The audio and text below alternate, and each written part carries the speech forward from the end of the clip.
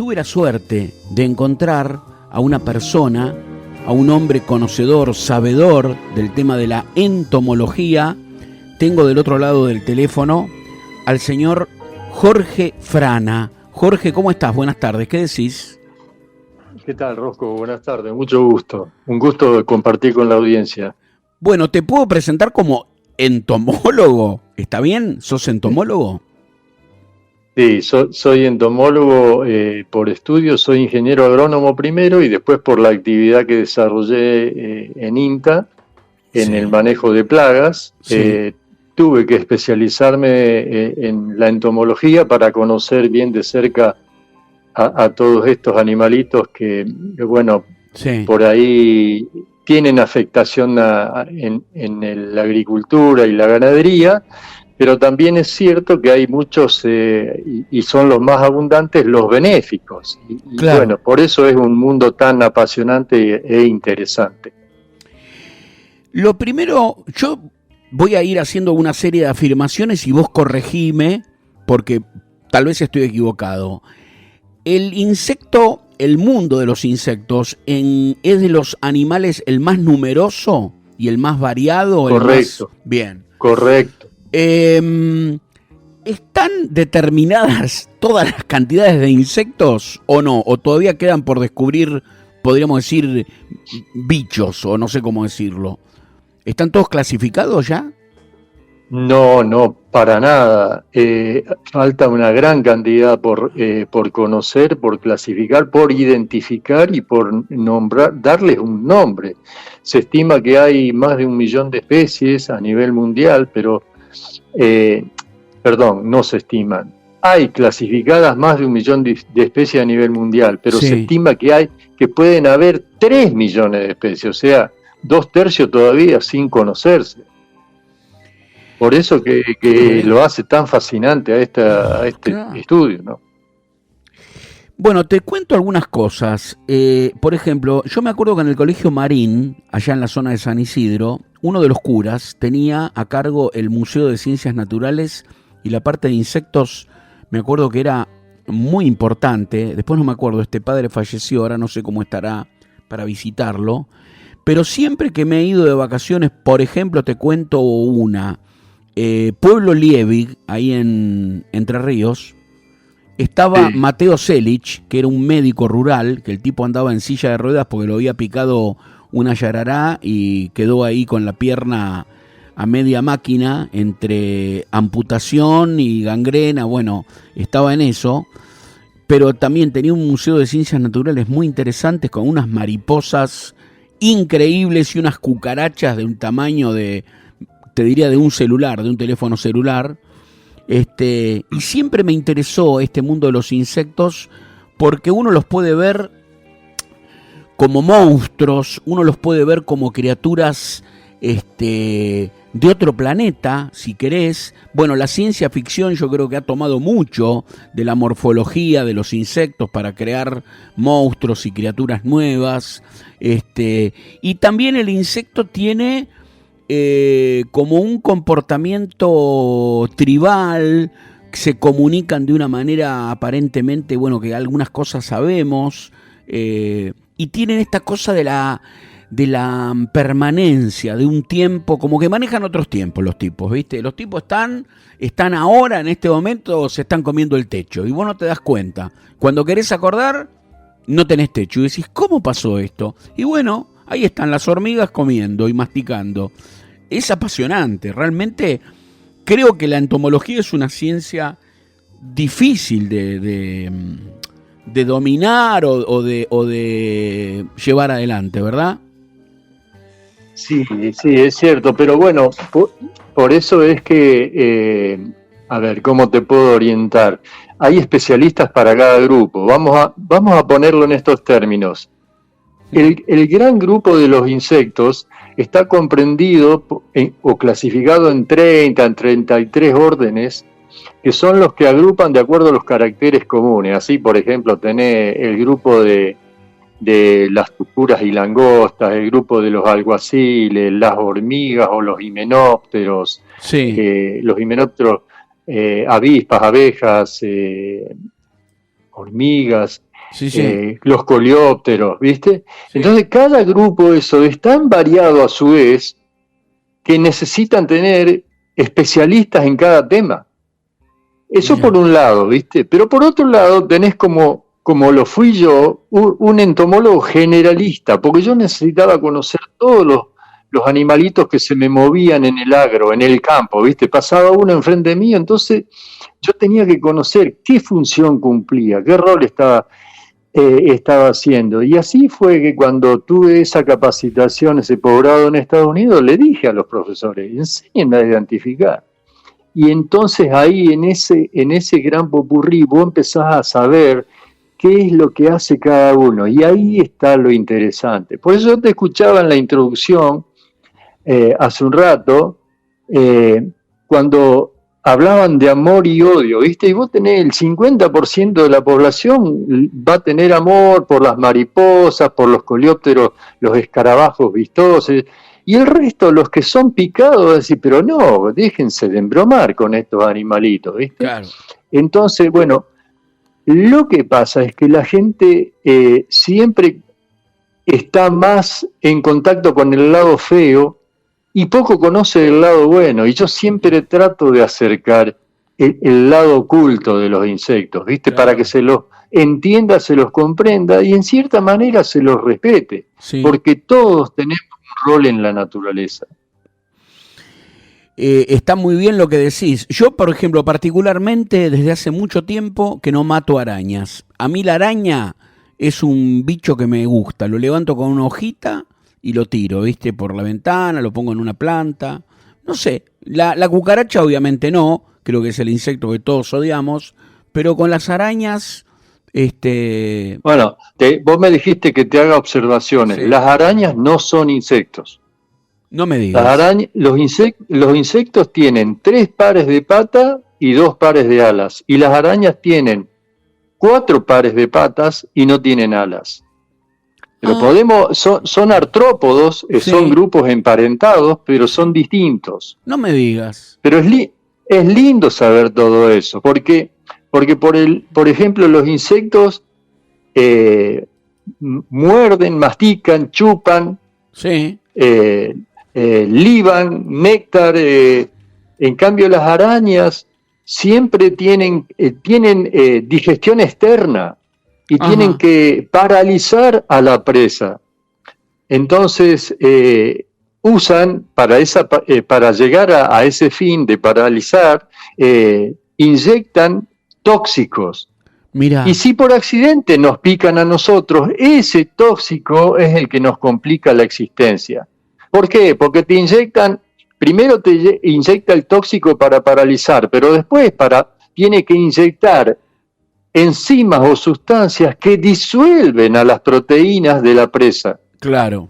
Y después recién empieza a chupar. O sea, la digestión de las arañas se llama externa. Te estoy diciendo arañas, Sí. pueden ser escorpiones, todo ese tipo de animalitos de 4 pares de patas. Sí. Entonces, si por ahí te inyectan un tóxico y es neurotóxico, y bueno, si te va al torrente sanguíneo, por ahí te puede paralizar el diafragma. Entonces, reviste una peligrosidad. Pero en general, excepto los excepcionales como el Titius, el alacrán típico, el más tóxico que tenemos acá en la zona pampeana, o tenés la araña, la viuda negra, o la que está en Misiones, la del bananero, qué sé yo, excepto esas 3, 4, 10 especies, el resto no pasa de ser un fuerte dolor. Claro.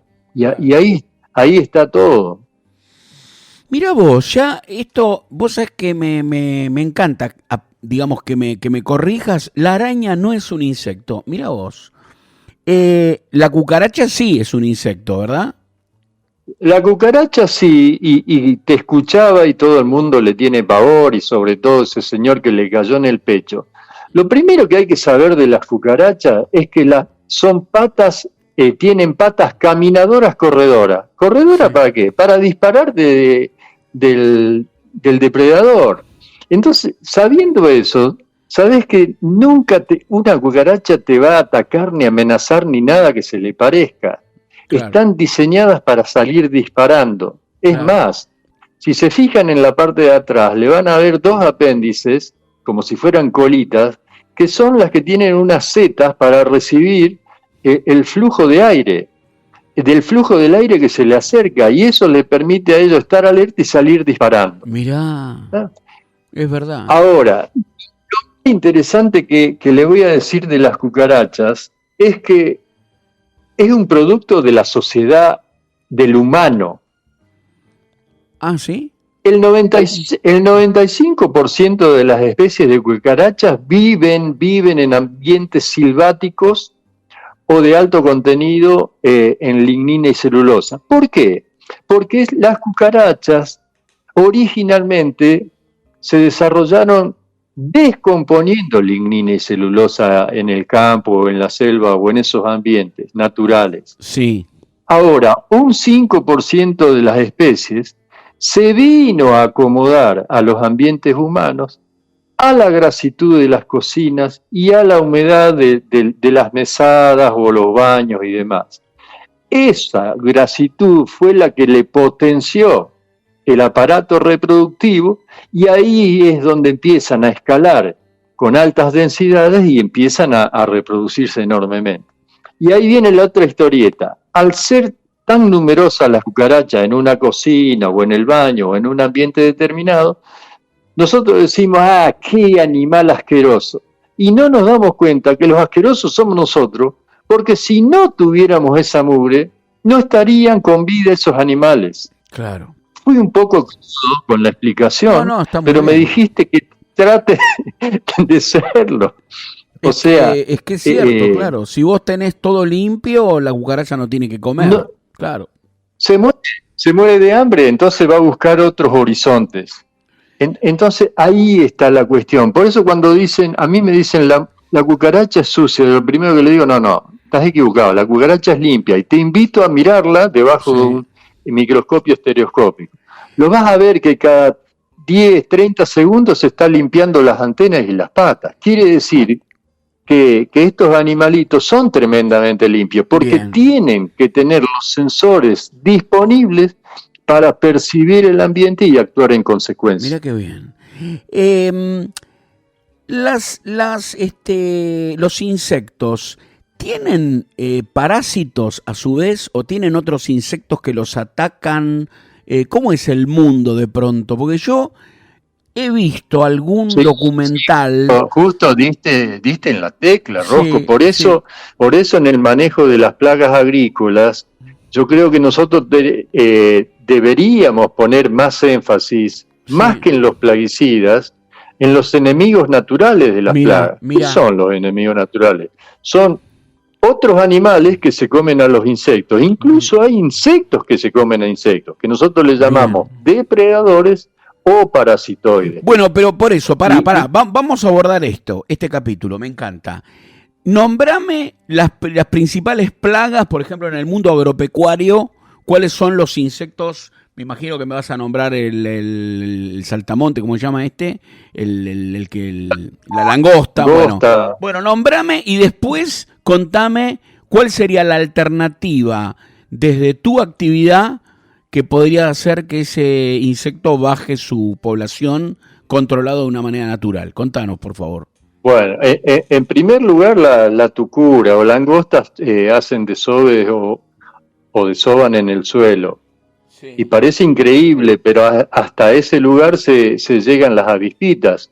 Hay unas avispitas de la familia Celionidae que ponen sus huevos en los huevos de la tucura, en el suelo. Sí. De manera tal que al cumplir el ciclo van a salir de ahí avispitas en lugar de tucura.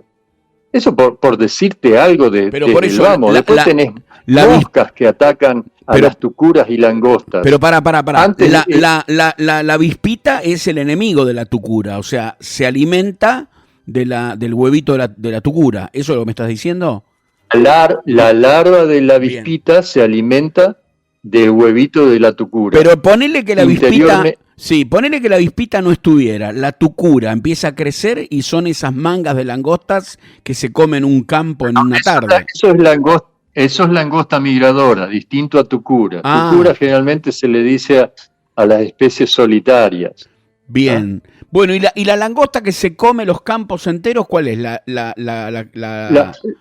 langosta migradora, que por suerte está bajo control debido a la acción del SENASA y otros organismos, hubo mangas que se despertaron en el 2015 y, casualidad, yo estuve interactuando en esa región, La Rioja y Catamarca, acompañé a unas investigadoras norteamericanas y las 10 langostas migradoras adultas que me conseguí para mi colección, las traje en un frasco viva. Adivina qué salieron de esas 10. ¿Qué salieron? 9 moscas, que son parasitoides de esas langostas. Entonces vos decís, pero esto yo la junté al azar.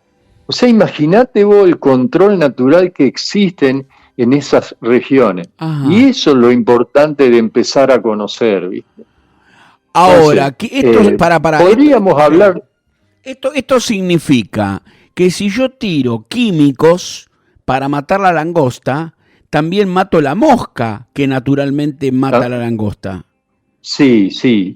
Lamentablemente hay 2 factores que atentan contra los enemigos naturales de las plagas, o nuestros amigos. Nosotros decimos enemigos de las plagas, que a su vez son amigos nuestros, porque nos ayudan a controlar las plagas. Sí. Hay 2 factores. Una son los plaguicidas, porque vos cuando le tirás a las plagas también matás todo. Claro. Y otra es la alteración del ambiente, la destrucción, porque si vos matás yuyos o malezas, como se dice en el campo, también estás matando la posibilidad de flores. Y todos los enemigos naturales en determinado momento o necesitan polen o néctar para su subsistencia, para la subsistencia como adulto. ¿Me entendés? Sí. Entonces, como necesitan para sus pichones, necesitan conseguir presas, pero ellos como adultos necesitan polen y néctar. Volvamos a las plagas. ¿Qué otra plaga importante hay en el mundo agropecuario o lo que sea? ¿Cuál es otra plaga y cuál es el animal que se lo come, el animal amigo, digamos, de esa plaga? Estaríamos horas y horas hablando de esto. Es un tema interesante, pero retomando, no me dejes sin decirte algo con respecto a la langosta migradora. Sí. No solamente debemos pensar en insectos que se comen a otros insectos como la langosta, sino también pensemos en aves, en mamíferos, claro, ¿no? Sí. Aves de todo tipo. El pirincho es un depredador nato, ¿viste? Sí. Entonces vos tenés que estar atento. Y una cosa, un factor muy importante, el 90% de las aves crían a sus pichones con insectos, porque es la proteína concentrada más abundante en la naturaleza y sobre todo en la primavera. Sí. De manera tal que el 90% los cría con insectos. El 10% restante son aves marinas. Bien. Que lo alimentan con peces. Pero fíjate la importancia de las aves y el rol que cumplen estos animalitos. ¿Y por qué Jorge Frana, especialista en entomología, también se vino a entender a las aves y a otros grupos? Porque son depredadores de los insectos. Fíjate vos todas las conexiones que podemos llegar a hacer, ¿no? Sí. Ahora vos me pedís que te nombre otras plagas. Bueno, te puedo nombrar de todos los cultivos que teníamos acá en la zona de Rafaela, o sea, el centro-oeste santafesino. Tenés alfalfa, trigo, maíz, soja. Sí. Y tenés especies, por tomar un cultivo emblemático como la soja, tenés larvas de mariposas o de polillas, ¿no? Como la larva, la medidora, la especie se llama Rachiplusia nu. Tenés otras especies de lepidópteros de polillas como Anticarcia. Tenés las chinches que atacan a las chauchas de la soja. Todos ellos tienen enemigos naturales, desde moscas, avispas, lo que se te ocurra. Yo te puedo estar nombrando continuamente. En el mundo, digamos, frutihortícola, ¿no? Están las avispas, estos bichos, me acuerdo. Por todos lados. Claro. por todos lados. Incluso las avispas que hacen panales, que muchos relacionan, ¿viste la avispa colorada que hace ese panal chato debajo de los aleros? Sí. No sé si la tenés presente. Hoy la nombro no es un panal cerrado, es un panal chato. Sí, sí. Hoy la nombro un oyente. Todo el mundo hace referencia a la picadura de esa avispa. Sin embargo, cuando uno interpreta la bondad de esa avispa, cría sus pichones juntando larvas de mariposas plagas. O sea, si vos tenés una huerta al lado de tu casa y tenés un panal, déjalo ese panal, porque te va a vivir controlando las polillitas que van a estar actuando ahí sobre el repollo, o sobre el tomate, o sobre las distintas plantas que vos estés cultivando. Porque esta avispa encuentra a la larva, al gusano que te molesta a la planta, y te hace una papilla para alimentar a sus pichones que está criando en esa celda. Mirá qué fantástico. Entonces, cuando vos tenés, y yo hice un estudio acá en la ventana de mi casa, cuando tenés un panal de más o menos unas 800 celdas, en la temporada de septiembre a abril, comió 10.000 gusanos. Te quiero preguntar 10.000 gusanos, un gusano por metro cuadrado te limpió una hectárea. Escúchame, tema mariposas. Se dice acá en Buenos Aires, en el conurbano, hay menos mariposas, hay poca mariposa. ¿Ok? Lo vinculan con la miel, lo vinculan con la baja polinización, bla, bla, bla. Contame cómo es el tema de la mariposa, para nosotros los que vivimos acá en esta zona de la provincia de Buenos Aires. En términos generales, digamos que todos los insectos están sufriendo un decaimiento o una baja en la cantidad, en el número y en la diversidad también. Y hay especies que son más afectadas que otras. Sí. Eso es una realidad.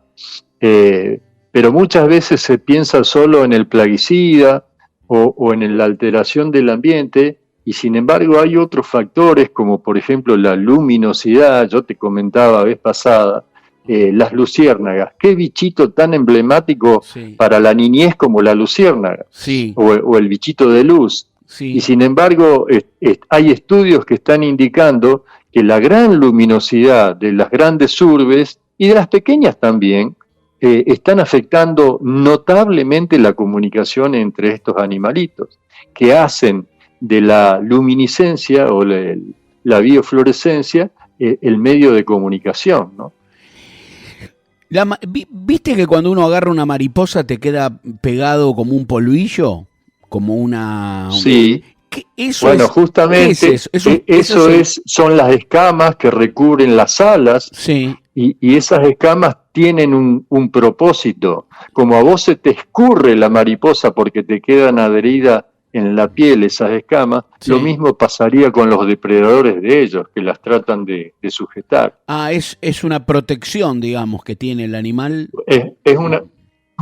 Por un lado es protección, y por otro lado, esa orientación y tamaño de las escamas son las que producen la refracción de la luz y son las que le dan los tintes o colores, ¿viste? Bien. Y eso es fantástico de conocer también. Por ejemplo, las mariposas diurnas tienen esos colores vistosos y las polillas, que son nocturnas, tienen los colores opacos, los marrones, los negros, grises. Sí. El bicho canasto, que te estoy nombrando cosas que nombraron oyentes, porque hubo bastantes mensajes, y después ahora de esta charla vamos a leer una tanda más de mensajes.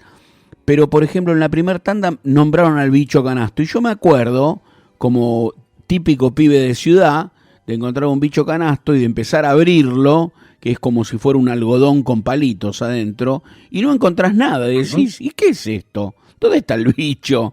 ¿Cómo es el tema del bicho canasto? ¿Qué es lo que nosotros llamamos... El bicho canasto es interesantísimo. En primer lugar, pertenece al grupo de las mariposas.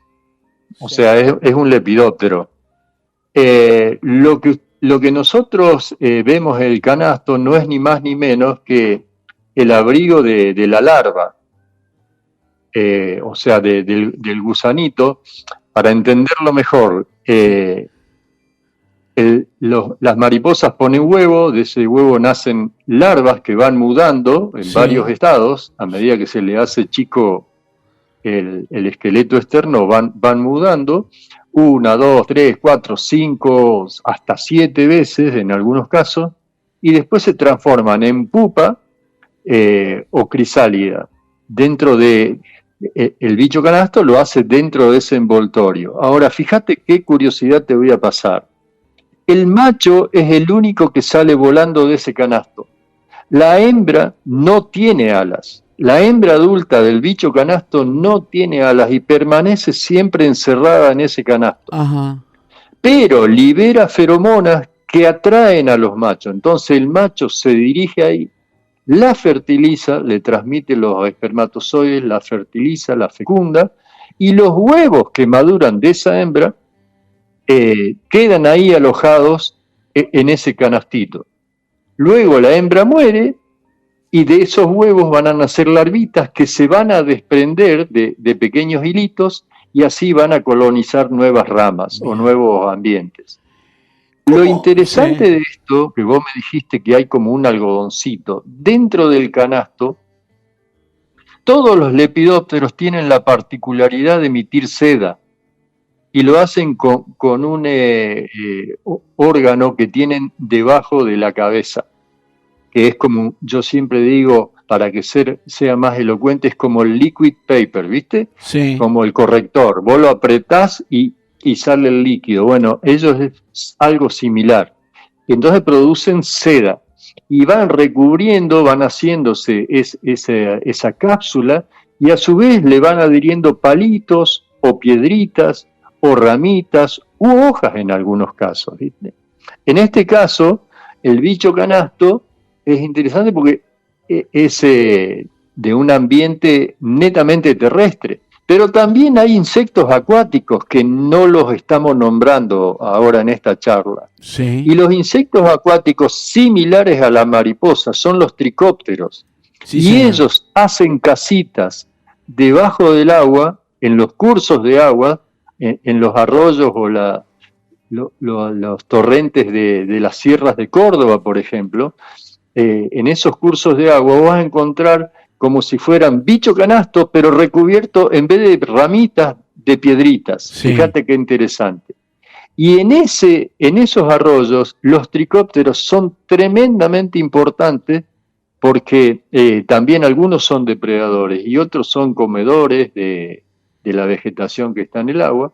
Y hay otros grupos de insectos acuáticos, como los efemerópteros, que viven filtrando el agua, o sea, la viven purificando. Fíjate si no hay cosas interesantes por conocer, ¿no? Bueno, estás nombrando algunos insectos que yo conozco, no en profundidad obviamente, sino un poquito por arriba, porque a mí me gusta pescar con mosca, el fly cast. Entonces, en el fly cast, bueno, se trata justamente de imitar con plumitas muchos de estos, los coleópteros, las larvitas, claro, de las larvitas de los insectos acuáticos. ¿No? Entonces está el que justamente te dice, no, hay que poner una mosca que flote, hay que poner una que se hunda, que imita a la ninfa. Bueno, es toda una historia, ¿no? Bueno. Pero es maravilloso. Ahora, los insectos tienen enfermedades, digamos, que los afectan a ellos, y además yo sé que hay insectos que son vectores de enfermedades. Es decir, el insecto tiene como si fuera que nos agarra a nosotros una gripe o algo, o son inmunes. ¿Cómo es el mundo de los insectos? ¿Qué se sabe? No, vamos a ponerlos en estos términos. Sí. Todo organismo vivo tiene enfermedades o microorganismos que le causan enfermedades. Y los insectos no son excepción. Mira. Así hay bacterias que le ocasionan bacteriosis, hongos. De hecho, hay hongos que son utilizados en el control biológico de las plagas. Hay virus también, ¿no? no hay organismo vivo que esté exento de esos microorganismos que producen enfermedades. Bien.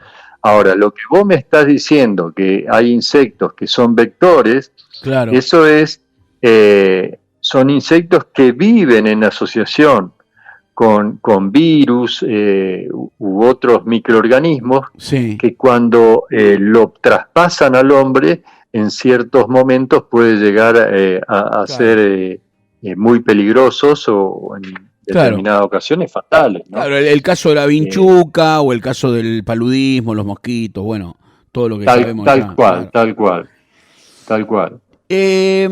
¿Sí? Tengo algunos mensajes que están llegando por WhatsApp, y quería preguntarte sobre un insecto que hoy un oyente lo mencionó, que pasa que todo esto a mí me gusta. Yo de chico, mi viejo me compraba una enciclopedia, ¿viste? Animales. Y de pibe, ¿viste? Yo miraba mucho todo esto de los animales y la parte de insectos me llamaba la atención. Y hay uno que se llama la mantis religiosa.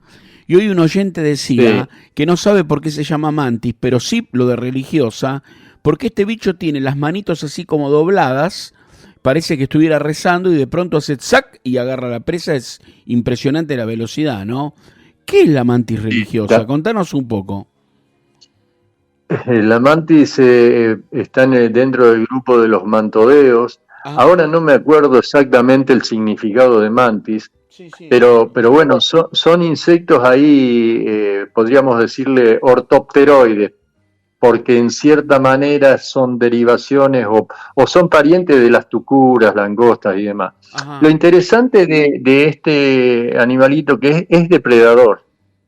Claro. Es depredador. Sí. Y la zona del strike o de la captura de la presa como decís vos, con las dos manitos, es justo donde confluyen la visión de esos dos ojos grandes compuestos que tiene en la cabeza, que es bien notorio. Sí. O sea, si vos le trazás hacia adelante dos líneas provenientes de una de cada ojo, vas a ver que confluyen justo en la zona del strike, donde hasta donde da el alcance de esas patitas delanteras. Sí. De manera tal que todo lo que se le cruza ahí, ellos están sentados esperando, se dice. Sí. Están ahí esperando, camuflados en una hoja. De repente, justo a esa altura, pasa una mosca o cualquier insecto volador y ¡zas! Y lo agarra. Es un zarpazo sumamente efectivo.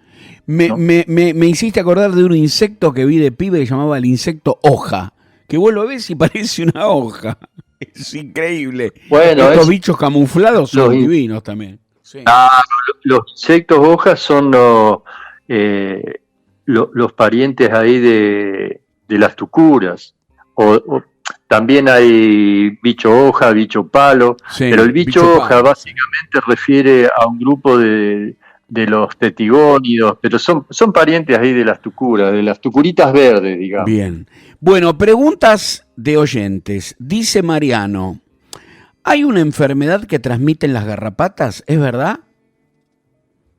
Por supuesto. Bien. Y es la enfermedad de Lyme que se está poniendo, no digamos de moda, no queda lindo decir de moda, pero digamos que está recobrando fuerza, aunque en Argentina todavía no la tenemos declarada. Los casos, creo yo, son exóticos, pero Lyme da nombre a la localidad donde fue encontrada por primera vez en el estado de Nueva York. Ajá. Y esas garrapatas que viven en ambientes naturales, en asociaciones con ciervos y con roedores, y en determinado momento, si uno se mete en esos ambientes y somos picados, entonces somos huéspedes alternativos. Sí. Y ahí podemos contraer esa enfermedad, la produce una rickettsia, que es un tipo de bacteria. Bien. Pero, mira, sí, sé que es una enfermedad complicada, no es una enfermedad así nomás. Es tratada a tiempo como todo. Sí. no hay mayor No, peligro. bien. Bueno, el oyente llamado Pepe14 dice, ¿por qué muchos insectos buscan la luz? Cosa interesante, porque viste cuando uno, bueno, típica escena, ¿no? Provincia de Buenos Aires o te vas a la costa, hay un farol a la noche y empiezan a aparecer los cascarudos, los bichos, un montón de bichos que revolotean. ¿Por qué buscan la luz los insectos? ¿Se sabe eso? Y, a ver, es uno de los tipos de orientación que tienen. Ahora no, es un objeto que está llamando la atención. Ajá, Lo bien. que a vos te debería preguntar es por qué convergen en forma circular, y ahí hay varias teorías dando vuelta, ¿no? Porque unos hablan de que siempre vuelan en ángulo y entonces ese ángulo se les va cerrando de manera tal que terminan confluyendo hacia el objeto emisor de luz. Sí. Pero bueno, digamos que los insectos en su gran mayoría, a pesar de ser diurnos, son atraídos por la fuerte lumínica. Algunos dicen que es como que interpretan una radiación Claro, del tipo de la luz diurna, ¿viste? claro. Pero bueno, Hoy llegó un mensaje que parecía una broma, pero me dejó pensando. Y un oyente hablaba del escarabajo y dice, o hacía referencia que su nombre tiene que ver con que tiene la cara hacia abajo. ¿Es cara abajo, me decía, el escarabajo? Entonces es un juego de eso palabras, pero... eh, eh, ¿No? es un chiste. Es Ajá. una broma porque en realidad la broma es por qué el coleóptero no mira para arriba. Sí. Y entonces la broma es porque es escarabajo, cara abajo, Claro, por ¿viste? eso. Mirá, qué bárbaro. Pero en realidad no es así. Los ojos están diseñados para ver para adelante, no Ah, ok, para... ok. Y, y no es tan así. Pregunta Laura, ¿la gata peluda pica? ¿Tienen como las ortigas unos puntitos con veneno o algo así? Saludos. En realidad, lo que pica o lo que arde cuando uno toca una gata peluda es el ácido que libera. Ah, En realidad, el pelo, se dice que son pelos urticantes, pero cuando uno presiona pelos están saliendo de una glándula que libera un ácido. Y sí. eso es lo que nos produce esa irritación fuerte, ¿no? Así que sí, hay que tener mucho cuidado. En general se recomiendan con los gusanos peludos o las orugas Sí. o las gatas peludas no No tocarlas, tocar. Sí. no tocarlas. Teléfono terminado en 38 dice, las hormigas coloradas en algunos lugares de la Argentina, y me pone Mesopotamia, los utilizan para comer con pescado. Se lo meten adentro y le da como una cosa medio picante. ¿Esto es así? ¿La hormiga colorada con el pescado? No tengo, no tengo la menor idea a qué Bueno, se está puede ser. refiriendo, pero eh, no sé, Porque la no hormiga sé tiene... qué tipo, Sí, porque, viste, generalmente cuando a mí me hablan de hormiga colorada, hay una gran diversidad de hormigas coloradas. sí, Y el mundo de las hormigas es tan fascinante y tan diverso que es impresionante. Pero la gente, a quién refiere cuando habla de las hormigas? claro. A dos tipos de hormiga: la que le come la planta o la que le picó, como la que mencionaste Sí. al comienzo en uno de los comentarios de una de las que escribió, que dice que le promovió un shock anafiláctico que le cerró la garganta, ¿viste? Sí, un Eso es edema. Sí. una picadura. Entonces, las hormigas tienen un grupo mucho mayor, no es solamente las que comen hojas o cultivadoras de hongo y esta, la solenopsis, que es depredadora. Hay una gran diversidad y de todo tipo. Hay algunas que solamente toman néctar, hay otras que, bueno, justamente la hormiga carpintera que hacías mención vos, es Sí. una hormiga que es nectívora o vive de exudados de pulgones también, ¿no? Eh, Mirá. Y come, en realidad no come la madera, son tantas la cantidad de individuos que componen esa colonia que Sí. todas contribuyen para roer o raspar la madera y te la terminan gastando o ahuecando, ¿viste? Y a su vez, los ácidos que producen pueden llegar a producir también una degradación del material donde están. Sí. Tengo un mensajito más de oyentes, pero aprovecho y te pregunto, ya que estamos con las hormigas. Eh, Hay una receta casera que te dicen, para eliminar las hormigas, ponerle un puñadito de arroz. Entonces dicen que las hormigas, yo lo hice, se llevan el arroz en unas 2 horas, no queda más arroz, y el arroz lo llevan al nido y adentro del nido por la humedad explota todo, dicen, que arma como un hongo, no sé qué, y explota. ¿Es verdad? ¿Es mentira? ¿Cómo es la cosa? Para poder decir que es verdad, tendría que haber sido probado con algún ensayo. Y te digo la verdad, No. en esto soy sincero, las veces que he intentado encontrar esa respuesta y no lo encuentro, al menos no está escrito, no está documentado. Entonces no deja de ser una receta casera. Y la receta casera, el 50% te va a decir me anduvo bien y la otra te va a decir no me anda. Claro. En teoría no tiene justificativo, porque si vos le mandás el arroz Al nido. primero que sea apetecido por las hormigas exploradoras, ¿viste? Para que acepten eso que le estás proponiendo vos y que te lo lleven adentro de la colonia. Después adentro, las obreras dentro de la colonia lo tienen que distribuir para cultivar el hongo, lo cual a mí se me hace difícil que se lo cultive sobre un grano de arroz. Y tercero, lo que tendría que tener ese grano de arroz es alguna sustancia que en cierta manera mate al hongo, que es el que transforma las hojitas que van llevando las hormigas, lo transforman en alimento para las larvas de las hormigas, ¿no? Y esa sustancia que mataría al hongo sería, por ejemplo, un sulfato de cobre. Claro. ¿No? Si vos ponés un sulfato de cobre, revestís la semilla de arroz, en una de esas podrías estar cumpliendo una determinada función. Desde la Pero me parece que está lejos de la realidad. Desde la ciencia, ¿hay algún remedio casero, podríamos decir, que vos puedas recomendar para el que tiene hormigas? ¿Cómo sacárselas de encima? ¿O cómo evitar que te coman una planta, por ejemplo? Desde lo, digamos, con fundamento, ¿qué se puede decir? Hay muchas cosas por decir y depende del tipo de hormigas que vos te quieras liberar.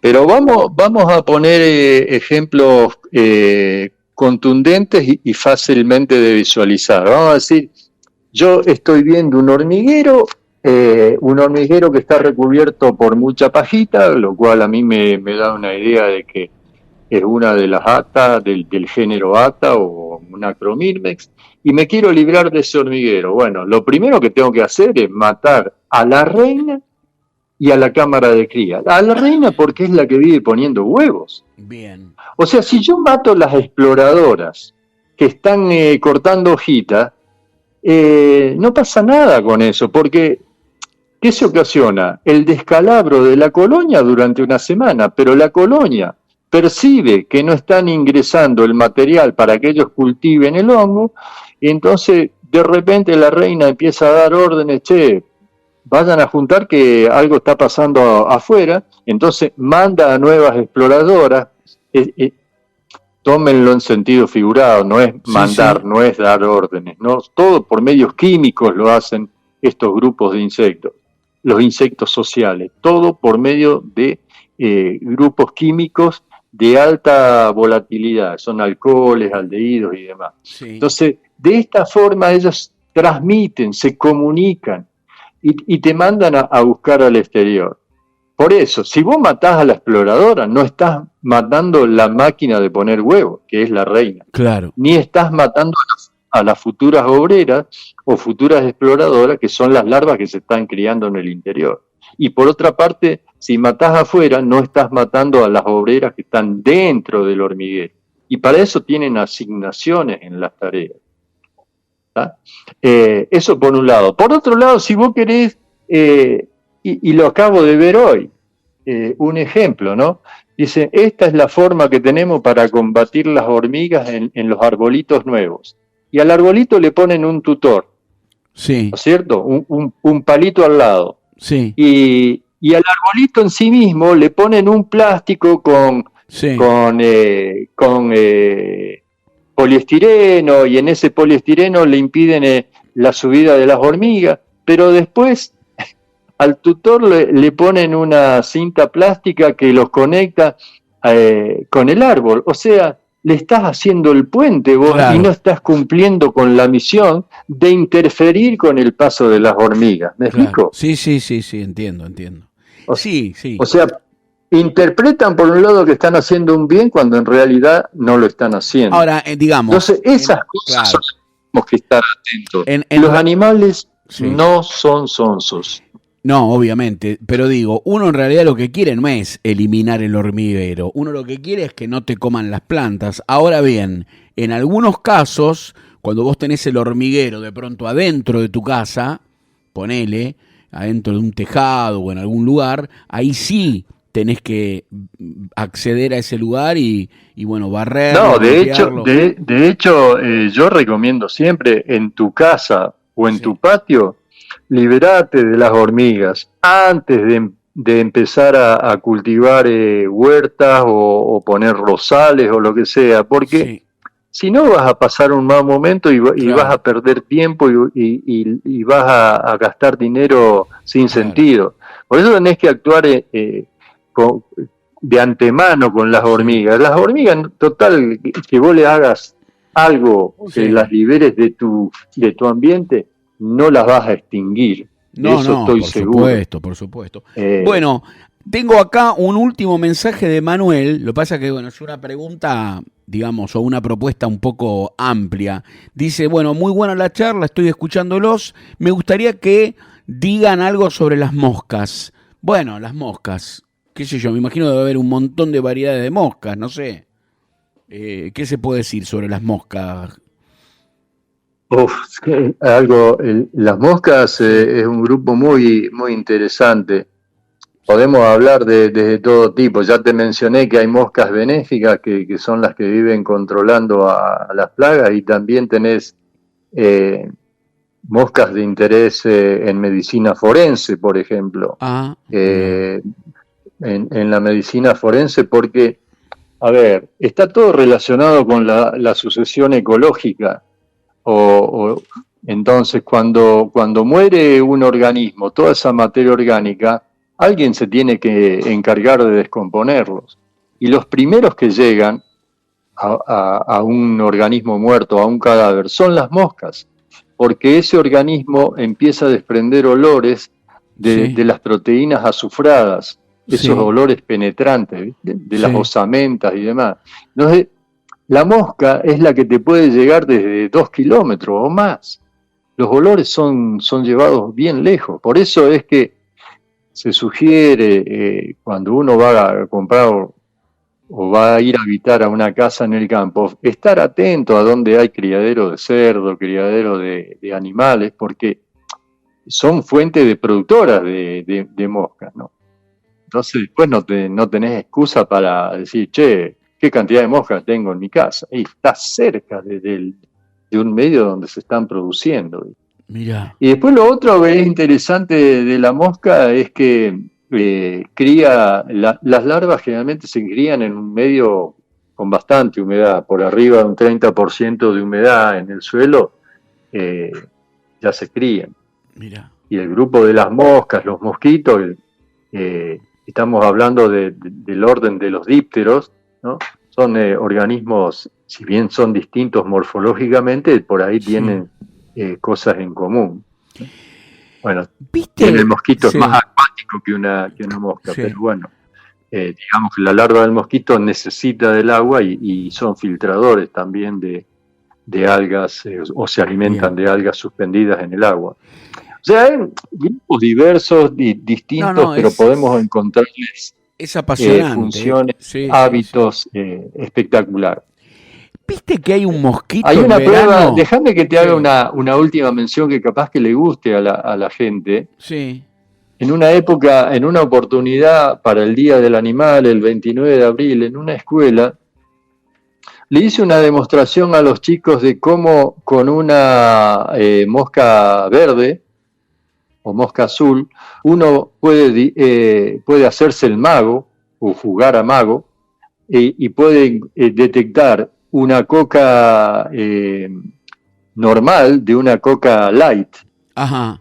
Y entonces me fui con una mosca sujeta a un palillo, ¿no? Total, después vos la disolvés con acetona a ese pegamento y la mosca sale liberada, no la matás. No. Entonces me fui con esa mosca viva pegada al palillo, entonces, sin mirar le dije a los chicos, pongan una gota de coca normal y la otra coca light.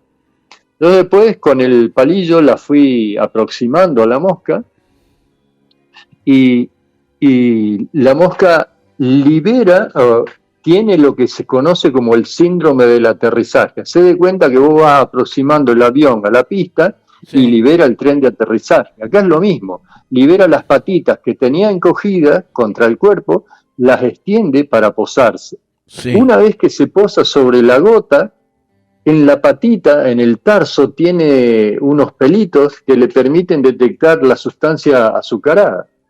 Y una vez que encuentra el azúcar natural, libera el aparato bucal y empieza a chupar con su esponjita. Ahora, ¿dónde va a chupar? ¿En el agua azucarada o la que tiene edulcorantes artificiales? Y supongo que en la azucarada. En la azucarada, porque claro, en la naturaleza vivieron evolucionando en contacto con los azúcares naturales de las plantas. mira. Entonces, si vos de repente a un líquido le pones azúcar, el animal no lo sabe interpretar que es dulce para Claro, ellos. ¿Te claro. das cuenta? Sí. Entonces, eso es una forma de interpretar un comportamiento animal con principios, digamos, bioquímico Exacto. y evolutivo. Las dos últimas y nos despedimos. ¿Viste que en verano aparece un mosquito que es como grandote, pata larga, que parece un mosquito gigante? ¿Qué es ese bicho? Sí. Yo lo he visto mucho. ¿Qué es? Sospecho que te estás refiriendo a los tipúlidos, que son son parientes, son dentro del grupo de los dípteros. Sí. Tienen un solo par de alas, fíjate vos qué curioso. Te dije al comienzo que los insectos tienen 2 pares de alas. Los dípteros son una excepción. Bien. Tienen solo par de alas y el segundo par está adaptado como balancín. Bien. Dentro de los dípteros hay grupos que son prehistóricos y grupos más evolucionados. La mosca azul es evolucionada, la mosca verde es súper evolucionada. Los mosquitos están dentro del suborden, digamos, de los prehistóricos o antiguos. Ajá. Y los tipúlidos, esos que le llaman las moscas cigüeñas por las patas largas,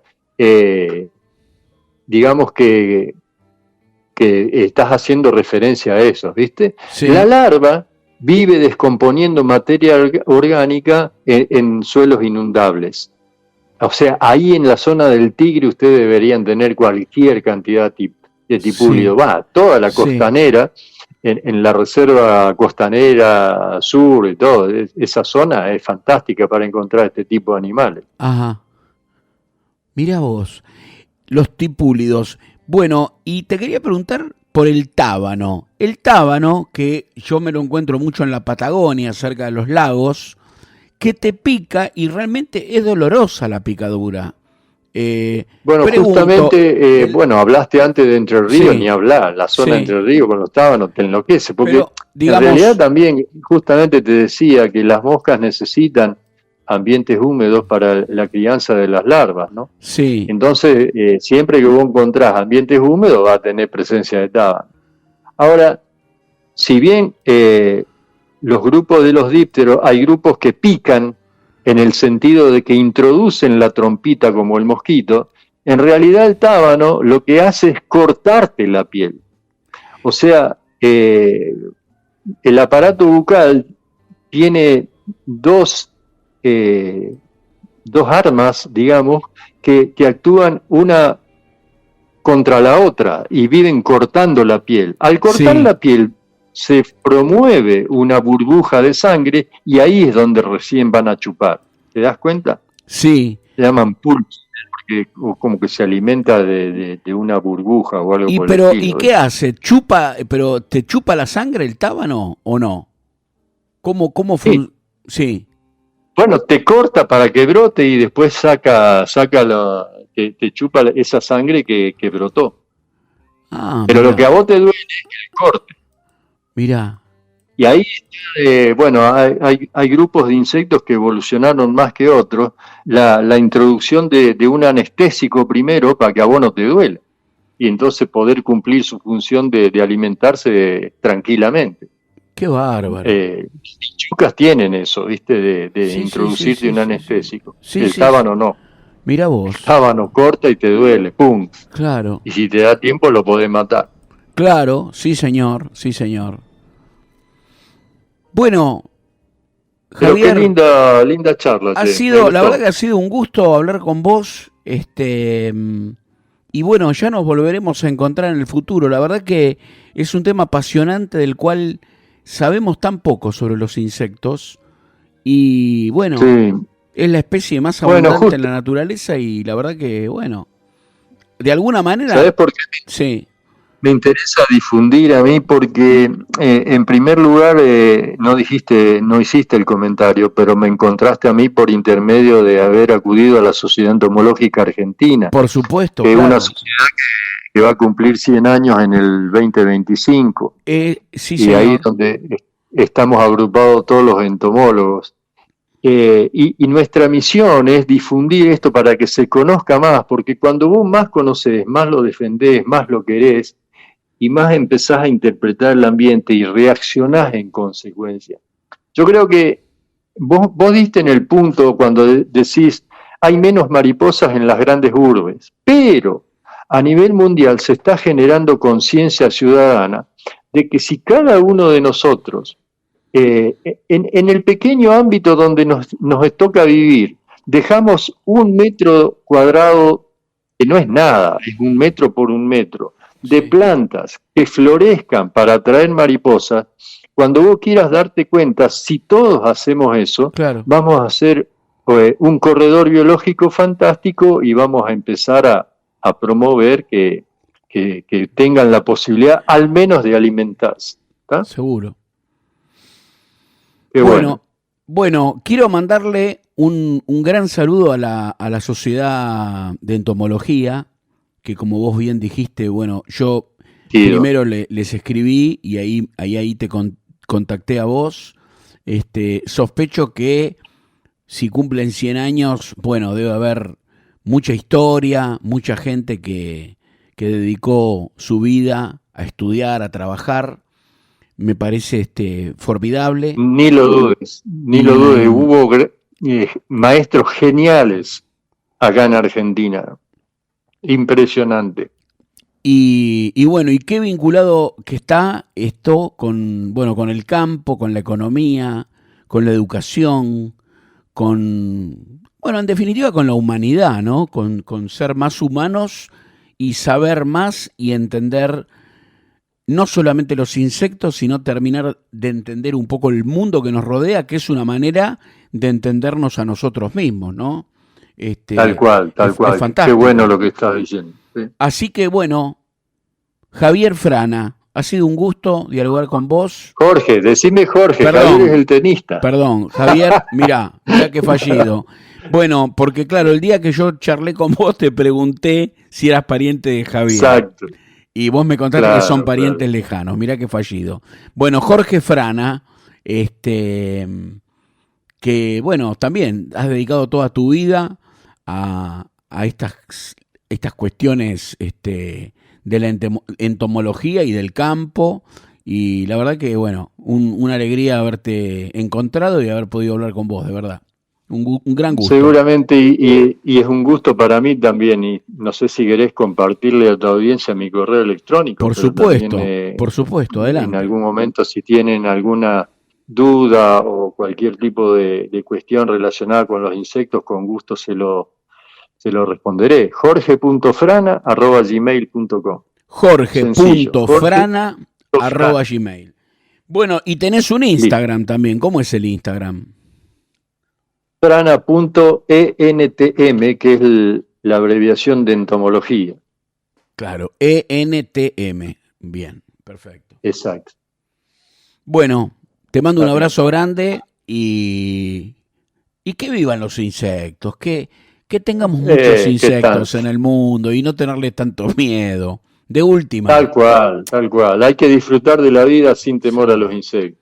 De eso se trata. Recuerden que la entomofobia, esos gritos que se escucharon por ahí cuando vos introducías a los insectos, las arañas, las cucarachas, la entomofobia se transmite de padres a hijos. Y lo peor que podemos hacer nosotros es hacerle creer a nuestros hijos que los bichos son malos, cuando en realidad hay más buenos que perjudiciales.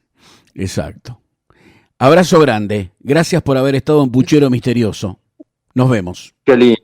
Gracias por la invitación. Un gusto. Chau. Chau.